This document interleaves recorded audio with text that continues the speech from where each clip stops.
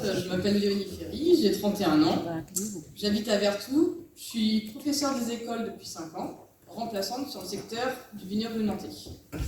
Et je suis donc candidate suppléante auprès de Bruno Caïto. C'est la première fois que je me présente à une élection. Si j'ai accepté la sollicitation des camarades insoumis il y a quelques mois, c'est parce que j'avais la conviction que le programme élaboré par la France insoumise visait juste. Aujourd'hui, ce n'est plus au nom de ce parti, mais au nom de la NUP que je suis devant vous. Et cela me porte, m'honore encore davantage. Écologiste de conviction, engagé par le passé dans la lutte contre l'aéroport de Notre-Dame-des-Landes, comme d'autres, je désirais ce rassemblement, je l'espérais, depuis longtemps. Mais pas autour d'un programme qui ménage la chèvre sociale et le chou capitaliste. Non. On le sait, le modèle capitaliste est la cause de nos maux. Je souhaitais donc un rassemblement autour d'un programme de rupture avec les logiques néolibérales qui prennent en compte les questions écologiques. Les partis ont réussi à s'entendre, à tirer le meilleur de chaque programme. Et pour nous, citoyens, femmes et hommes de conviction, c'est vraiment porteur d'un immense espoir. Enfin, nous pouvons croire que c'est possible de l'emporter, c'est possible de changer nos vies avec un programme ambitieux. Ce programme, il est ambitieux sur le plan écologique. Le GIEC nous alerte depuis des années. Effondrement de la biodiversité, modification du climat, catastrophe climatique sans précédent. Comment ne pas voir que le modèle actuel nous conduit vers la catastrophe? C'est certain, il faut changer le modèle. Des décisions politiques s'imposent pour contraindre le modèle néolibéral qui n'en a que faire de préserver les ressources, les biens communs, tant que de l'argent peut être généré. La tâche est immense et le temps est compté. Les arbitrages à faire seront complexes. Mais il faudra savoir prendre des décisions qui ne plaisent pas à certains. Interdiction du glyphosate, interdiction des publicités vantant des produits polluants, et j'en passe. Mais d'autre part, ce programme il est aussi ambitieux sur le plan social, puisque l'écologie et le social, ça va ensemble. On ne peut pas se nourrir correctement, réfléchir à nos consommations, à nos choix de vie, s'instruire tant qu'on lutte pour la survie, tant qu'on est acculé à chercher le moins cher, tant qu'on est obligé de faire des choix par défaut, tant qu'on est obligé de dépenser un tiers, voire la moitié de ses revenus dans un loyer, tant qu'on est contraint de chauffer à perte des logements qui sont de véritables passoires. C'est pour cela que nous proposons l'encadrement des loyers, la rénovation thermique des logements avec 0 avance et 0 reste à charge pour les ménages les plus modestes, mais aussi l'augmentation du SMIC, l'augmentation des minima sociaux et des pensions, et la création d'un revenu pour les étudiants. Il faut permettre aux enfants, aux jeunes, d'étudier dans de bonnes conditions, et à tous de se nourrir avec des produits sains, d'habiter des logements décents. Il faut que dans ce pays, chacun puisse vivre dignement. Pour cela, il n'y a pas 40 000 moyens, il faut redistribuer les richesses. Les plus riches de ce pays doivent contribuer davantage, pour permettre que tous, les riches comme les pauvres, nous ayons des services publics de qualité. Car les services publics, ce sont la richesse de ceux qui n'ont rien. Alors voilà, je pourrais aussi vous parler de la nécessité de lutter contre la malbouffe, de faire la retraite à 60 ans avec 40 annuités, de redonner du pouvoir aux salariés dans les entreprises, de lutter contre les violences faites aux femmes, d'œuvrer pour l'égalité des salaires entre les femmes et les hommes, etc., etc. Tout ça, c'est dans le programme. Mais comme je suis professeur, je vais vous parler de la nécessité d'investir dans l'éducation. Pourquoi? Parce que l'école de la République, ça doit être l'école de l'émancipation.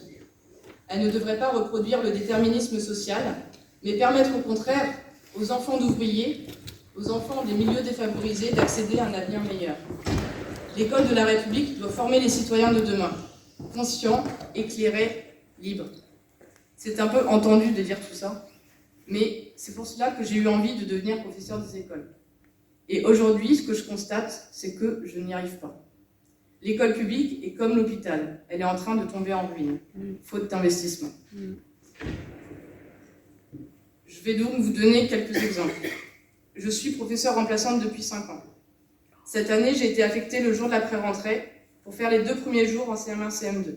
Une urgence. Pénurie de professeurs. Ils venaient de recruter une contractuelle. Et cette dame partait pour 2 jours de formation, les 2 premiers jours de la rentrée. Déjà, 3 motifs d'indignation. 1. Pourquoi recourir à des contractuels? 2. Pourquoi les former les jours de la rentrée? 3. Et 2 jours seulement? On forme des professeurs en 2 jours? De mon côté, j'arrive donc le jour de la pré-rentrée. Rien n'était prêt pour la classe. Rien. J'ai fait comme j'ai pu pour préparer les 2 premiers jours et essayer de préparer un peu les choses pour la première semaine, pour ma collègue. Trouver des livres, déballer les cartons. Je me suis imaginé cette pauvre contractuelle débarquer le lundi sans savoir où elle allait. Attaquer une année scolaire dans ces conditions et de la maltraitance institutionnelle. Oui. Bravo.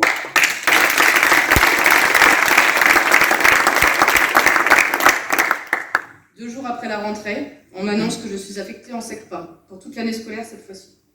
La SECPA, c'est de l'enseignement spécialisé, des classes de collège spécifiques pour des enfants en décrochage.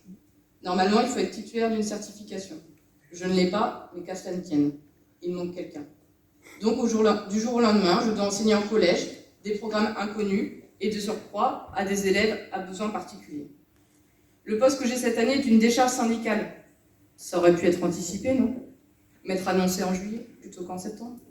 Mais chaque année, c'est la même chose. Je suis nommée au dernier moment, du jour au lendemain. Par manque de moyens, les ressources humaines de l'éducation nationale n'arrivent pas à faire face.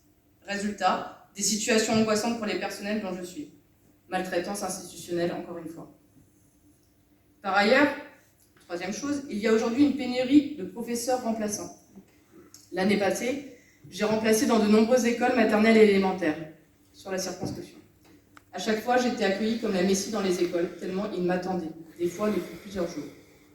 Il faut savoir que lorsqu'un enseignant du premier degré est absent, les élèves de la classe sont répartis dans les autres classes. On se retrouve donc avec une classe déjà bien chargée, plus 5-6 élèves de la classe dont le professeur est absent. Donc quand c'est une demi-journée, ça va, on fait face.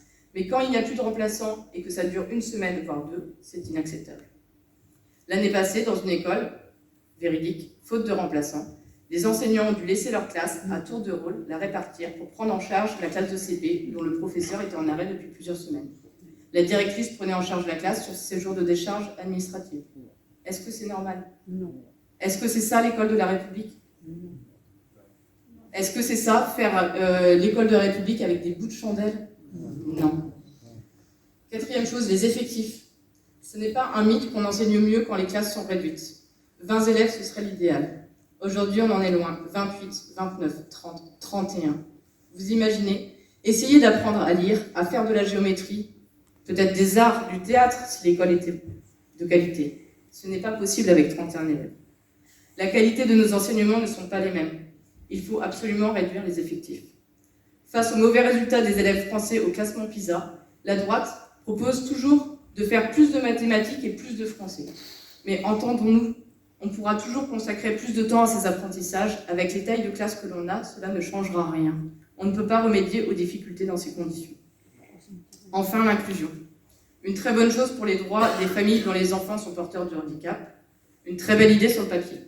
Mais dans la réalité, les moyens ne sont pas alloués pour que cela se passe bien. Nous avons aujourd'hui des élèves porteurs de handicap dans nos classes. Des handicaps parfois très lourds.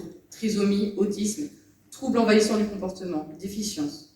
Comment faire face lorsque, situation vécue l'année passée, nous avons 31 élèves de CM1, dont 5 élèves dyslexiques, et un élève avec un trouble envahissant du comportement, incapable de s'asseoir plus de 5 minutes sur la chaise, en crise quasi permanente, avec une AESH non formée, la moitié du temps seulement. Encore une fois, cela est de la maltraitance. Maltraitance pour cet enfant, qui n'est pas correctement pris en charge, maltraitance pour les autres élèves, qui se font taper, mordre, qui ne peuvent pas se concentrer, et maltraitance pour nous. Nous nous sentons incompétents, incapables de faire face à ces situations, nous perdons le sens de notre travail, puisqu'on n'arrive plus à le faire correctement. Comme dans les hôpitaux, comme dans beaucoup de services publics. Alors de plus en plus, nous avons envie de jeter l'éponge, de dire stop à ces conditions de travail. Est-ce ça l'école de la République? Une école qui nous dégoûte d'enseigner? Non. Alors avec le bulletin NUP, j'ai l'espoir qu'on puisse changer les choses. Réduire partout les effectifs par classe. Renforcer les dispositifs d'aide aux élèves en difficulté. Établir des nouvelles cartes scolaires qui mettent fin à la ségrégation. Pour les personnels, repenser le mode de recrutement et de formation des personnels, mettre fin à l'embauche de contractuels, mettre fin aux évaluations nationales en affirmant la liberté pédagogique, redéfinir les relations entre la hiérarchie et les personnels pour en finir avec le management descendant, redonner aux directeurs et directrices d'école une aide administrative pour assurer leur mission, et augmenter les salaires. Vous l'aurez compris, Nous voulons restaurer le service public d'éducation pour que tous les enfants puissent bénéficier d'une école de qualité. Alors le 12 et le 19 juin, en famille, entre amis, mobilisons-nous. Votons NUP.